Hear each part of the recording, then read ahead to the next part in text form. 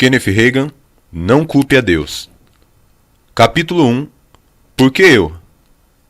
Frequentemente, antes que você possa receber qualquer coisa de Deus, você precisa encontrar respostas às perguntas que estão lhe impedindo de receber. Enquanto perguntas abarrotam a sua mente, haverá dúvidas na sua mente. E enquanto você tiver dúvidas, a sua fé será prejudicada. Eu sei pela minha própria experiência sobre um leito de enfermidade que haviam perguntas na minha mente que tinham que ser resolvidas antes que a minha fé pudesse ser efetiva. Eu mesmo tinha que encontrar as respostas. Era essa a razão por que permaneci acamado por 16 meses durante a idade de 15 a 17 anos. Às vezes me levavam semanas e meses para descobrir uma resposta para uma pergunta. E tão logo encontrava uma resposta, o diabo fazia surgir algo mais. Por muito tempo, o diabo tentou me convencer de que Deus havia me afligido e estava me castigando por alguma falta na minha vida. Eu dei ouvidos a isso por algum tempo, mas finalmente eu disse: "Olha, diabo, eu nasci desta maneira, nasci com um coração deformado e sérios problemas internos. Que adiantaria a Deus me castigar por algo sobre o qual eu nem estou sabendo? Isso não pode ser verdade." Às vezes, o diabo dizia: "Você está doente por causa de alguma coisa que os seus pais fizeram." Foi isso que os discípulos pensaram do homem, que era cego de nascimento. Eles perguntaram a Jesus: "Rabi, quem pecou, este ou seus pais, para que nascesse cego?" João 9:2. Algumas pessoas citam erradamente a resposta de Jesus no versículo 3, dizendo: "Nem o homem nem os seus pais pecaram. Ele estava doente para que Deus pudesse curá-lo." Não é isto que a Escritura diz. A Bíblia diz: "Mas foi assim para que se manifestasse nele as obras de Deus. Convém que eu faça as obras daquele que me enviou." Versículos 3 e 4. Se uma pessoa parasse de ler neste ponto, ela poderia dizer: "Ele está doente para que Deus pudesse curá-lo." Não seria isso uma terrível acusação contra Deus?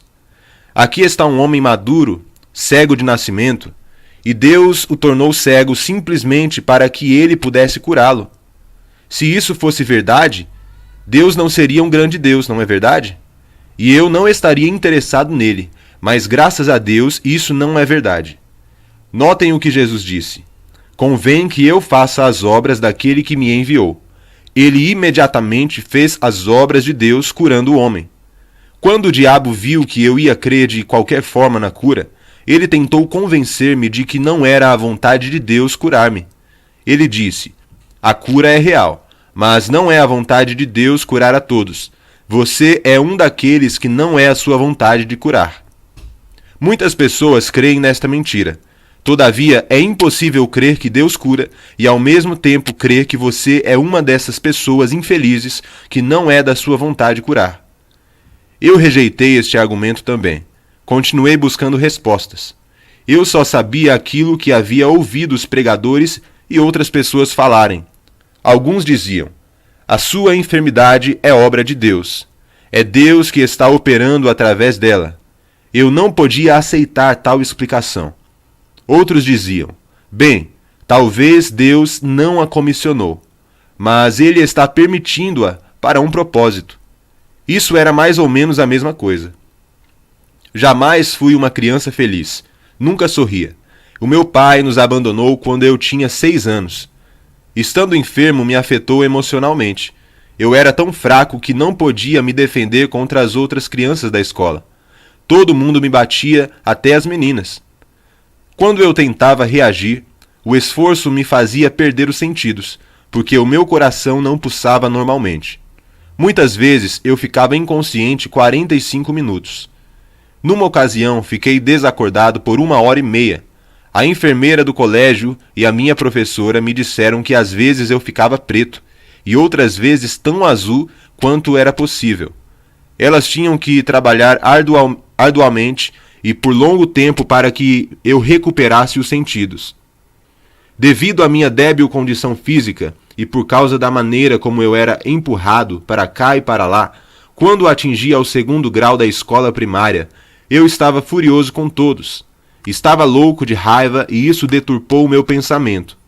Um dia, durante o recreio do meio-dia, eu resolvi fazer justiça pelas minhas próprias mãos.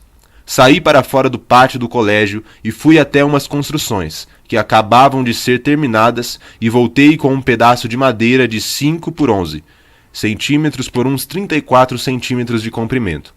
Eu me aproximei sorrateiramente do valentão da turma e desci a lenha com toda a força atrás de sua orelha. Ele ficou desmaiado durante 45 minutos. Tentei realmente matá-lo. Na idade de 8 anos, eu positivamente desejava matá-lo, e fiquei desapontado por não ter sido bem-sucedido. Este foi apenas um dos vários incidentes. Eu não lutara com pessoa alguma abertamente, mas tão logo me virasse as costas, eu golpeava o meu adversário com um martelo ou com qualquer coisa que estivesse ao meu alcance. Eu estava tão disposto a matar as pessoas como olhar para elas. Chega a hora que você fica cansado de ser pisado. Naturalmente, eu não era ainda salvo. Faz diferença quando o amor de Deus entra no coração. Eu nasci de novo enquanto estava acamado, mas mesmo depois desta experiência, perguntas ainda surgiam na minha mente, tais como: por que eu nasci desse jeito? Será que Deus é o autor dos sofrimentos que existem no mundo hoje? Eu me lembro quando perguntei a mim mesmo: quem é responsável por tudo isso? Por que eu? Por que eu? Perguntei a Deus. Por que eu tive que nascer como uma criança prematura que pesava menos de 1 quilo? Foi Deus que me fez nascer prematuramente? Por que eu tive de ser afligido a minha vida toda? Por que eu não tive uma infância normal? Por que o Senhor me roubou da minha infância? Agora estou acamado, e 5 médicos disseram que eu preciso morrer. Por que eu? Eu nada tive a ver com o caso. És tu, ó Deus, o responsável? Eu chorei e clamei: ó Deus, certamente eu não tenho que morrer. Eu ainda nem sei o que é viver. Eu sei o que é ter fome, sentir frio e passar sem roupas. Mas eu jamais soube o que era ser confortável e possuir coisas boas. Certas ocasiões da minha vida, eu ficava com tanta fome que o mero aroma de comida me fazia desmaiar. Eu disse: eu fui sempre empurrado de lado a outro. Jamais soube o que era ter uma família.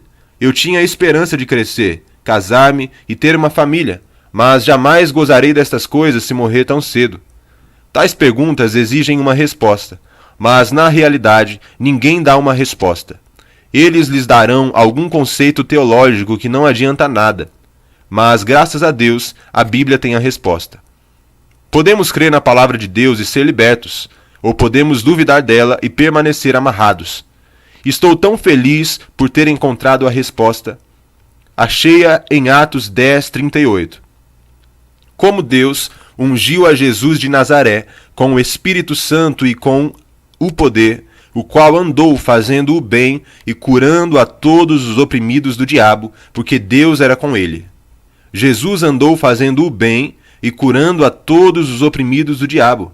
Isto é bom, não é verdade? Esse versículo me informa que Satanás é o opressor.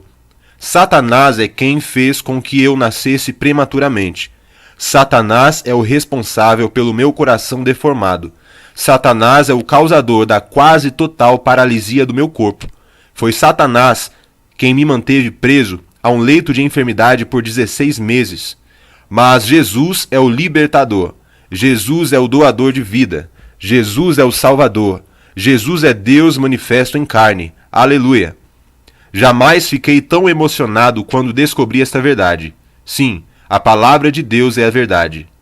Depois de ter visto e percebido o que a Bíblia diz e recebido a minha cura, eu me arrastei para fora da cama e disse: eu não vou morrer, vou viver, e algum dia vou ter uma família, uma esposa e filhos.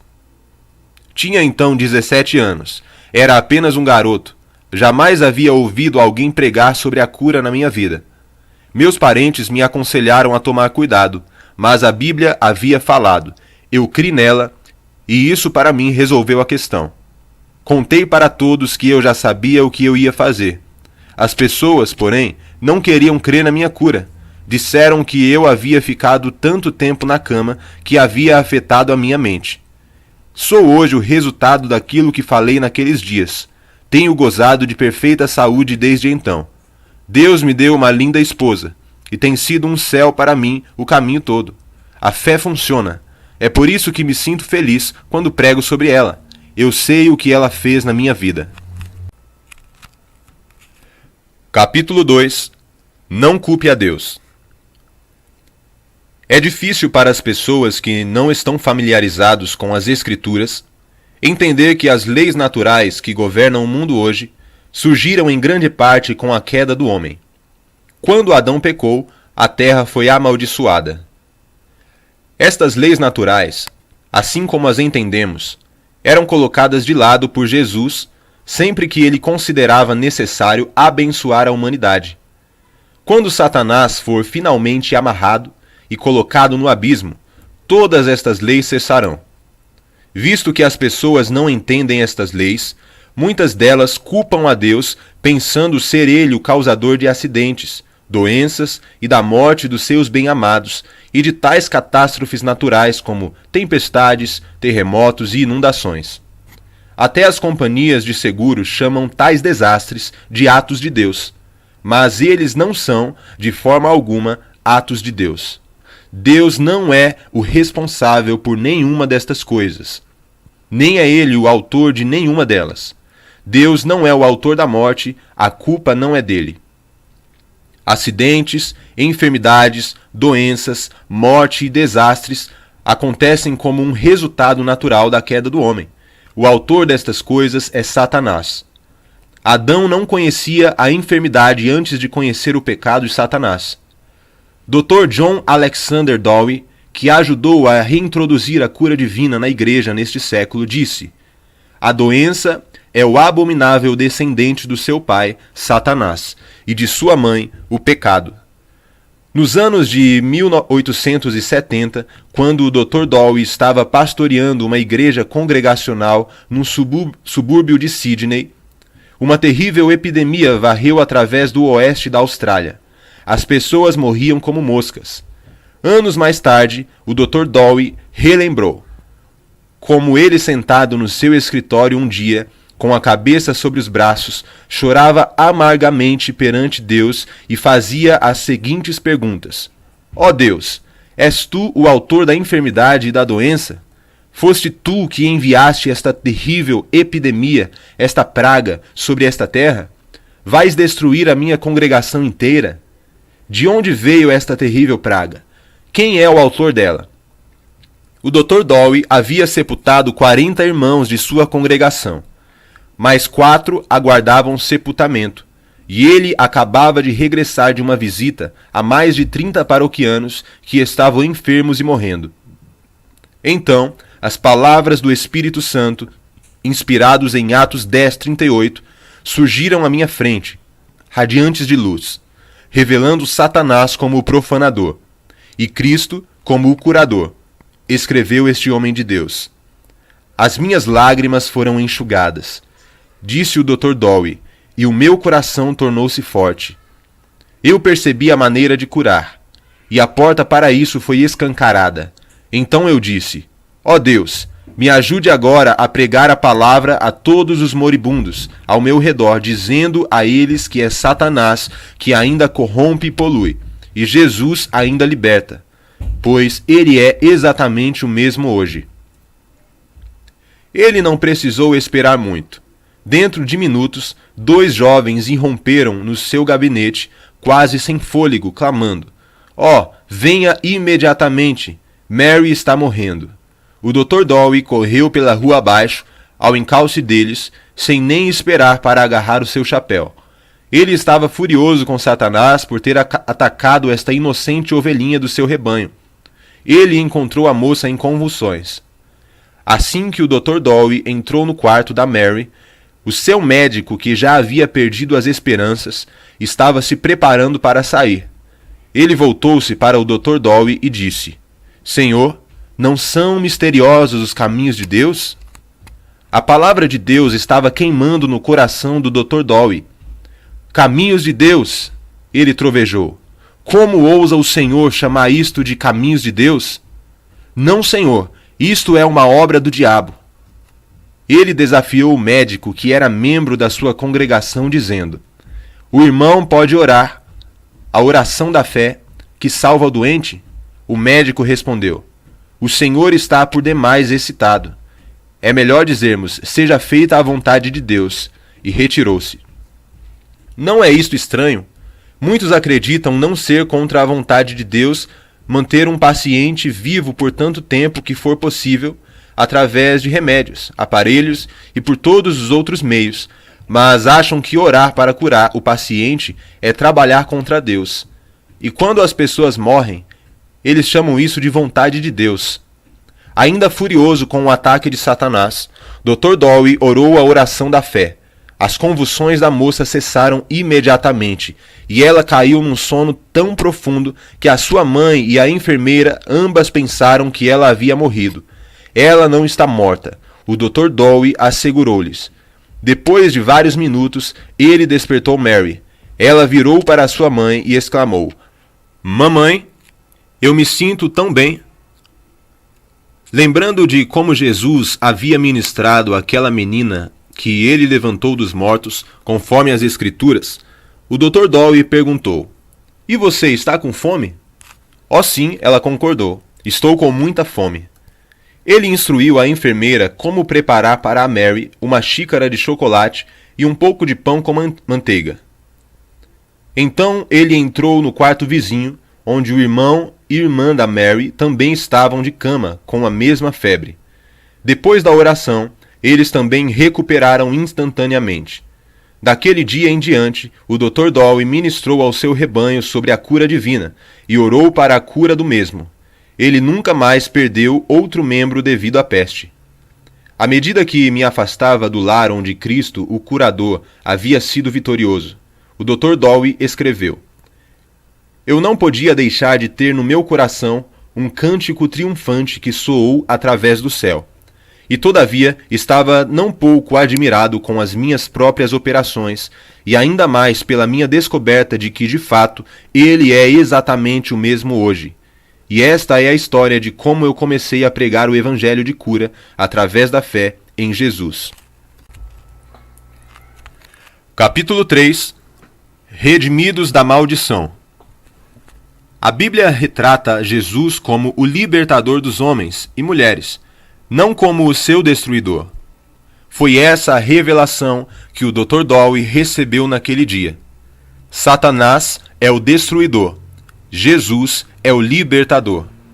Na sua primeira epístola, João diz a respeito de Jesus: para isso o Filho de Deus se manifestou, para desfazer, destruir as obras do diabo. 1 de João 3:8. A Bíblia diz ainda, em Lucas 9:56, porque o Filho do Homem não veio para destruir as almas, vidas dos homens, mas para salvá-las. Há 1 ou 2 anos, recebi uma linda carta de uma jovem que estava prestes a receber o seu livramento condicional da prisão. Ela escreveu que quando tinha 5 anos, os seus pais se separaram, e ela foi morar com seu pai. Ele viveu com uma sucessão de mulheres diferentes, e quando ela atingiu os seus 13 anos, ela já andava pelas ruas, uma prostituta. Depois ela penetrou no mundo das drogas. Aos 17 anos, ela casou-se com um homem muito mais velho do que ela, só para ter proteção e segurança. Aos 18 anos, ela teve uma criança. Aos 19, ela foi presa e enviada à penitenciária por estar envolvida no tráfico de drogas. Durante todos esses anos, eu estava muito amargurada, disse ela. Eu culpava a Deus pela separação dos meus pais, culpava a Deus pela espécie de vida que eu havia tido e por todas as coisas más que haviam acontecido. Quando eu cheguei na prisão, a minha companheira de cela possuía a sua revista, A Palavra de Fé. Ela tentou testemunhar para mim, mas eu não dava ouvidos e nem queria ler a revista.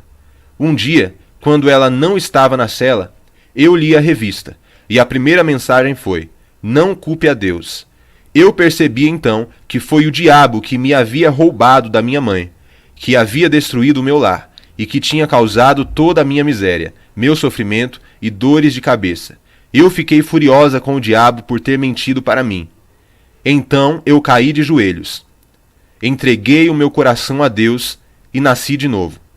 A minha companheira de cela e eu escrevemos solicitando a sua literatura. Fomos ambas batizadas no Espírito Santo. Iniciamos uma reunião de oração e 39 outros prisioneiros foram batizados e enchidos com o Espírito Santo. Até o capelão católico romano ficou cheio com o Espírito. Quero lhe agradecer por ter trazido esta verdade para mim. Ela continuou dizendo que pretendia voltar para o seu marido e filho depois de ser libertada da prisão. O seu marido também foi salvo e batizado no Espírito Santo, e o casal estava planejando entrar para o ministério. Ao ler a sua carta, eu pensei neste princípio de não culpar a Deus, mas também pensei a respeito do versículo: e conhecereis a verdade, e a verdade vos libertará. A verdade a libertou. Jesus disse em João 10:10, eu vim para que tenham vida, e a tenham com abundância, ele acrescentou. O ladrão, Satanás, não vem senão a roubar, matar e destruir. Neste versículo, Jesus está contrastando as obras de Deus com as obras do diabo. Vejam, aquilo que rouba, aquilo que mata, aquilo que destrói é obra do diabo. Isto está bem claro, não é verdade? Jesus fez outra profunda declaração neste versículo, quando disse: eu vim. Quem é ele? A Bíblia ensina que Jesus é Deus manifestado em carne. Em João 14:9, Jesus disse: estou há tanto tempo convosco e não me tendes conhecido, Filipe. Quem me vê a mim, vê o Pai. Hoje em dia, confiamos no rádio, na televisão, em revistas e jornais para nos informar como as personalidades dominantes realmente são. Se você quiser saber como realmente é, olhe para Jesus. Deus é tal qual Jesus. Jesus disse: quem me vê a mim, vê o Pai. Ademais, se você quiser ver Deus operando, olhe para Jesus. Em João 14:10, Jesus disse: não crês tu que eu estou no Pai e que o Pai está em mim? As palavras que eu vos digo, não as digo de mim mesmo, mas o Pai que está em mim é quem faz as obras. A maneira pela qual o Pai, operando em Jesus, curava as pessoas era através da unção do Espírito Santo. Lemos em Atos 10:38 como Deus ungiu a Jesus de Nazaré com o Espírito Santo e com poder, o qual andou fazendo o bem e curando todos os oprimidos do diabo. Estas são as obras de Deus. Esta e outras passagens da Bíblia claramente chamam as enfermidades de opressão satânica. Quando Jesus disse: o Pai é quem faz as obras, significa que Deus fez todas as obras que Jesus fazia. Por exemplo, quando Jesus estava a bordo daquele pequeno barco no mar da Galileia e repreendeu a tempestade, em realidade era Deus quem estava repreendendo a tempestade através de Jesus. Ora, se Deus provocou a tempestade, então ele estaria operando contra si mesmo ao repreendê-la? O mesmo se refere às curas. Se Deus é o autor e causador de doenças e enfermidades, todavia ele curava as pessoas através de Jesus, então Deus estaria operando contra si mesmo. E Jesus disse em Marcos 3:25 que uma casa dividida contra si mesmo não pode subsistir. A descrição de Jesus do Pai no capítulo 14 de João, a sua declaração no versículo 9 desse capítulo, quem vê a mim vê o Pai, a sua declaração no versículo 10, o Pai quem está em mim é quem faz as obras, e a passagem em Atos 10, o qual Jesus andou fazendo o bem e curando a todos os oprimidos do diabo, tornam impossível para mim aceitar o ensinamento de que a doença e a enfermidade procedem de Deus. A própria natureza de Deus, o Pai, rejeita tal argumento. Jesus claramente ensinou, nesta e em outras passagens, que a doença e a enfermidade são de Satanás. Vamos examinar o capítulo 13 do Evangelho de Lucas. Por exemplo, aqui Jesus estava numa sinagoga, quando entrou uma mulher que andava toda curvada. A Bíblia diz que ela não podia de modo algum endireitar-se. Suponho que ela tivesse artrite ou alguma outra doença dessa natureza, porque o seu corpo estava trancado, numa posição curvada. Jesus chamou a mulher para si e disse: Mulher, estás livre da tua enfermidade. Então ele a tocou. Evidentemente, o poder curador de Deus foi transmitido por aquele toque no seu corpo. Ela logo se endireitou e foi instantaneamente curada. O líder da sinagoga ficou furioso, fingindo que a sua ira foi porque Jesus havia curado num sábado. Jesus fez então uma declaração profunda ao responder. Ele disse: E não convinha soltar desta prisão, no dia de sábado, esta filha de Abraão, a qual há 18 anos Satanás tinha presa? Versículo 16. Jesus fez 3 declarações positivas aqui. Satanás havia amarrado esta mulher durante 18 anos. Jesus afirmou que ela precisava ser liberta. E a razão por que ela devia ser liberta era por ser ela uma filha de Abraão. Sim, alguém pode dizer: a cura pertence aos judeus. Sempre que você encontra um bom versículo que lhe promete prosperidade ou bênçãos físicas, materiais ou financeiras, alguém dirá: isso foi para os judeus. Ora, espere um pouco. Vire para Gálatas 3, versículos 13 e 14.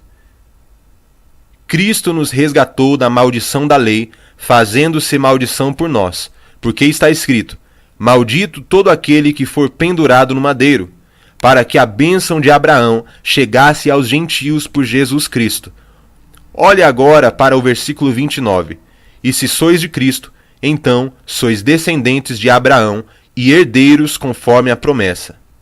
Você é de Cristo? Você é dele? Você entende que você não é de semente física, descendente físico de Abraão? Mas se você é de Cristo, se você nasceu de novo, você é da semente espiritual de Abraão e tornou-se herdeiro da promessa. Agora olhe para o versículo 7 desse capítulo. Sabei, pois, que os que são da fé são filhos de Abraão. Jesus disse: Convinha que esta mulher fosse libertada da sua enfermidade, porque ela é filha de Abraão. E Deus está dizendo a mesma coisa hoje. Vocês, filhos e filhas espirituais de Abraão, não deviam estar presos por enfermidades e doenças. Vocês deviam ser livres. Graças a Deus, Jesus veio nos libertar das garras de Satanás, do pecado e da enfermidade, porque Jesus veio para nos resgatar da maldição da lei. Gálatas 3,13. Para descobrirmos o que é a maldição da lei, precisamos voltar para a lei, os primeiros 5 livros da Bíblia. Lá descobriremos que a maldição da lei é pobreza, enfermidade e morte. Deus estabeleceu um concerto com os filhos de Israel, quando eles estavam a caminho da terra prometida, depois de terem saído do Egito. Deus advertiu-os que se eles recusassem a andar nos seus estatutos e guardar os seus mandamentos, eles sofreriam muitas aflições. Deuteronômio 28, versículos 15 ao 68. Se fossem obedientes, todavia, Deus prometeu: servireis ao Senhor vosso Deus, e Ele abençoará o vosso pão e a vossa água. Eu tirarei do meio de ti as enfermidades. Não haverá alguma que aborte, nem estéril na tua terra. O número dos teus dias cumprirei. Êxodo 23, versículos 25 e 26. Muitos acreditam que a gente precisa ficar doente para morrer. Mas Deus não falou assim. Deus disse que Ele cumpriria o número dos seus dias. Ele não disse que o seu povo não iria morrer, mas afirmo que ele não teria que morrer por causa de enfermidade ou doença. A cura nos pertence debaixo do Novo Concerto, ou Novo Testamento, da mesma forma que pertencia a Israel debaixo do Velho. Os crentes do Novo Testamento são agora redimidos da morte espiritual. Somos redimidos da enfermidade e da pobreza. Para tornar isto mais pessoal, a cura pertence a você. Ela pertence a você porque a enfermidade é do inimigo. Ela pertence a você porque você é um filho ou filha de Abraão. Ela pertence a você, porque a enfermidade é uma maldição, e Cristo redimiu você da maldição da lei. Capítulo 4. Não morra assim.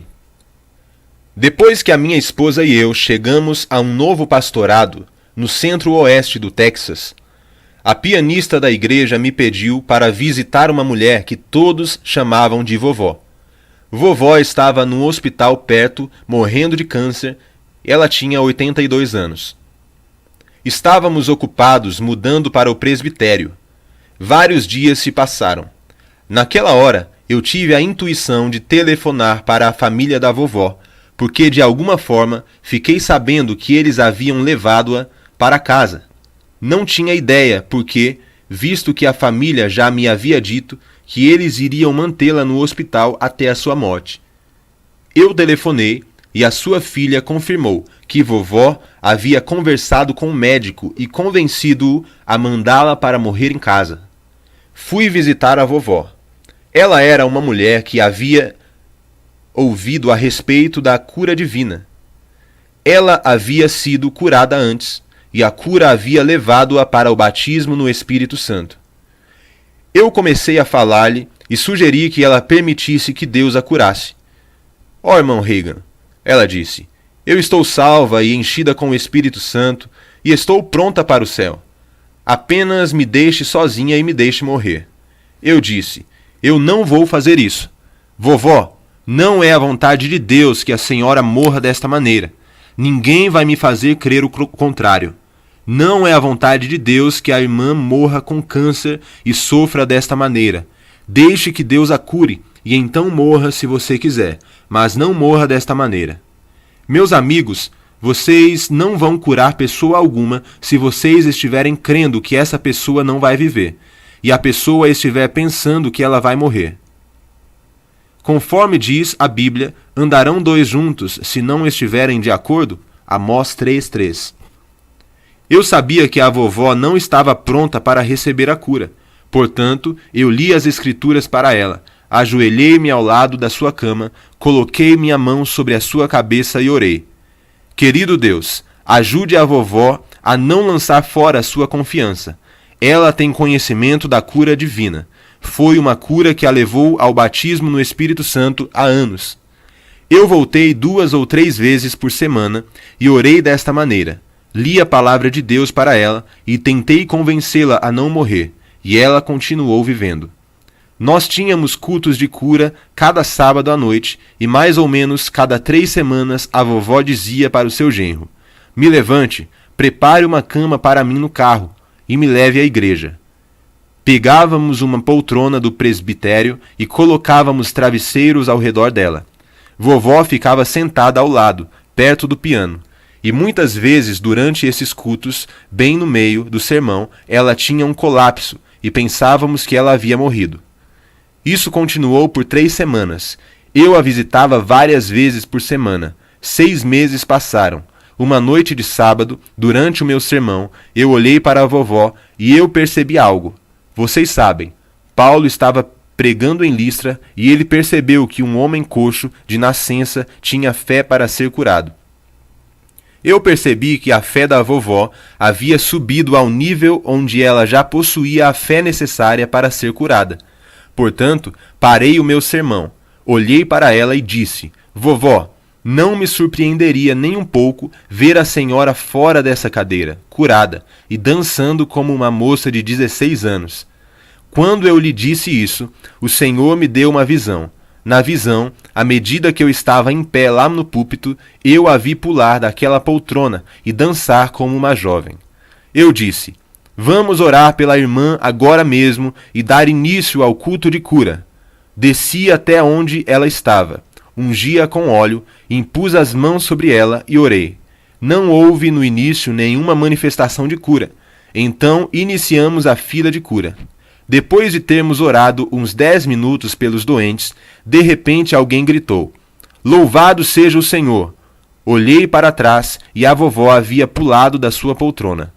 Ela correu até a metade da sala e começou a dançar uma ginga como uma moça de 16 anos, e foi curada. Dentro de 30 dias, ela aumentou tanto de peso que você não poderia reconhecê-la. Vários anos mais tarde, estávamos no campo evangelístico e, visto que os nossos filhos iriam se encontrar conosco para o verão, levamos o cachorro Cole de Ken Jr. para uns amigos no interior. Tínhamos de passar bem pela casa da vovó, e a minha esposa sugeriu: por que não paramos para visitar a vovó? Isso foi 9 anos mais tarde e a vovó já estava com 91 anos. Visitamos a filha da vovó, supondo que a vovó estivesse no seu quarto. Finalmente, a minha esposa pediu para ver a vovó. Ó, disse a filha, você conhece mamãe. Ela é como sempre foi. Está se divertindo aí pelo interior. Ela está visitando os parentes noutra parte do país e tomou o ônibus para ir até lá. Ela nunca está em casa. Mais tarde, eu soube que a vovó viveu até os seus 93 anos e partiu para estar com o Senhor sem enfermidade ou doença alguma. Ela viveu mais 11 anos. Muita gente diria: é melhor morrer. Afinal de contas, Deus nos prometeu apenas 70 ou 80 anos. Sim, e é certo que você vai morrer algum dia. Mas você não precisa morrer com enfermidade ou doença. Não se você for um descendente espiritual de Abraão. Eu conheço a palavra de Deus. A palavra de Deus funciona.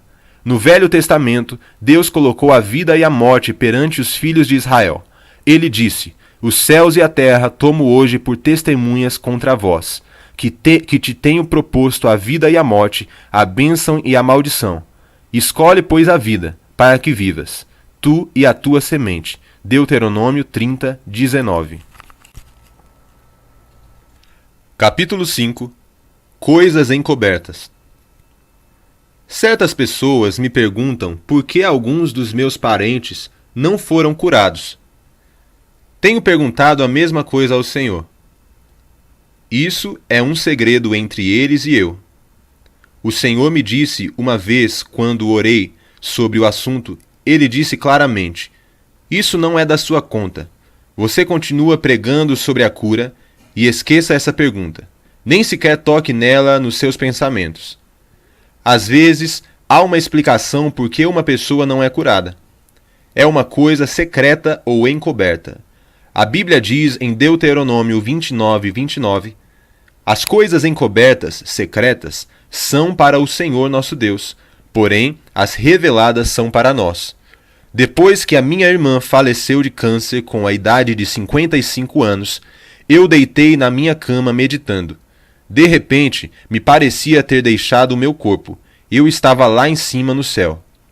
A minha irmã e Jesus estavam em pé conversando. Ela estava de costas para mim. Eu não sei o que Jesus estava dizendo, mas quando ele me viu, ele parou de falar e olhou para mim. Minha irmã fez a mesma coisa. Ela disse: Kenneth, não se preocupe, que você não poderia orar a oração da fé por mim. Havia uma razão por que você não podia. Eu sofri muito, mas desde que tudo já terminou e eu estou aqui, eu não queria que fosse de outra maneira. Você não podia me ajudar, mas você pode ajudar a Joy, sua filha. No espírito, eu me vi ministrando no próximo domingo para minha sobrinha. Esta visão aconteceu na noite de quinta-feira. Sepultamos a minha irmã no sábado. No domingo à noite, o pastor disse: eu não sei o que é, irmão Reagan, mas Deus quer que você faça algo. Sinta-se livre de fazer o que for necessário. Eu contei para a congregação o que eu havia visto na minha visão. Então chamei a Joy para se aproximar. A Joy havia recebido vários tratamentos de choque. Ela perambulava como um robô. Tínhamos que dar a ela instruções elementares, tais como abaixe o seu braço e feche a sua boca. Eu me encontrei expulsando 3 demônios da Joy. A expressão do seu rosto mudou-se completamente. Ela tem estado totalmente liberta desde então. Eu ainda não sei porque eu não pude libertar a minha irmã, mas sabemos, de acordo com as Escrituras, que Deus não teve culpa da sua morte. Eu conheci um pastor que era muito positivo em pregar que a cura pertence a nós. Uma mulher lhe perguntou: Como que o Senhor pode ser tão positivo, ser a vontade de Deus curar a todos, quando o Senhor perdeu a sua única filha quando ela tinha apenas 13 anos? O pastor respondeu: Bem, em primeiro lugar, eu creio que se naquela ocasião nós tivéssemos conhecido tudo o que conhecemos hoje, ela não teria morrido. Em segundo lugar, nós não a perdemos. Ela está lá na casa do Pai. Terceiro, nós não perdemos a guerra, apenas perdemos uma batalha. Eu estou firme na fé. Muitas vezes esperamos até que seja tarde demais para fazer algo. A esperança diz: algum dia sararei. A fé do coração diz: a cura é minha agora. Há uns 7 anos passados, a esposa de um pastor faleceu ainda jovem, de câncer. Eu dirigi um culto naquela igreja. Uma nuvem, como se fosse nuvem de morte, pairava sobre a igreja. O povo estava todo atordoado com a sua morte. Depois que eu ministrei durante aquela semana, o pastor disse: O Senhor acaba de levantar uma nuvem dos meus ombros a respeito da morte pelo câncer da minha esposa. Ela estava no ministério comigo. Ela era uma mulher santa, uma grande mulher de oração. Eu culpei a Deus pela sua morte. Mas ela jamais creu que estava curada, mas sempre acreditava que ia ser curada. Ela continuava empurrando a cura para o futuro, e a doença completou seu curso. Ela morreu dizendo: Eu creio que Deus ainda vai me curar. Naquela ocasião, eu pensava que isso era fé, disse o pastor, mas agora percebo que não era a fé bíblica. Os cristãos não tomam posse daquilo que lhes pertence, ou eles não sabem como tomar posse da sua herança, ou ainda eles ignoram o que lhes pertence. A libertação nos pertence agora, não num futuro distante, incerto. Não vamos precisar de cura lá no céu, nem durante o milênio. Podemos possuí-la agora, neste mundo, nesta era, nesta vida, porque Jesus já pagou o preço da cura do nosso corpo, assim como da salvação da nossa alma. Deus lançou sobre Jesus não apenas o pecado, a enfermidade e a doença de todos nós, mas também a salvação para as nossas almas. E aquilo que ele já levou sobre si, nós não precisamos mais carregar.